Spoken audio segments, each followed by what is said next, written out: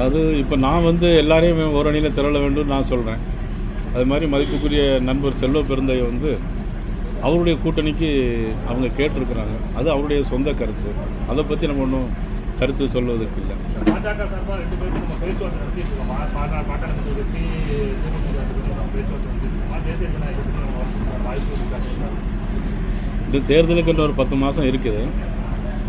ஆனால் இனிமேல் தான் அதில் எல்லா கருத்துக்களையும் பற்றி பரிசீலிக்க முடியும்.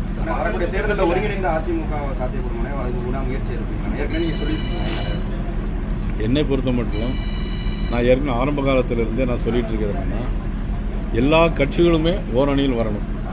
ஏன்னா இன்றைக்கி தமிழ்நாட்டில் சட்டம் ஒழுங்கு பிரச்சனை ரொம்ப மோசமாக இருக்குது. அது மட்டும் எங்கே பார்த்தாலும் மது பழக்க வழக்கங்கள், மாணவர்கள் மதுவுக்கு அடிமையாகிற சூழ்நிலைகள், நவீன வகையான போதை மருந்துகள், இது தமிழ்நாட்டில் இன்றைக்கி இந்தியாவிலே தமிழ்நாட்டில் தான் அதிகமாக நடமாடிட்டுருக்கு.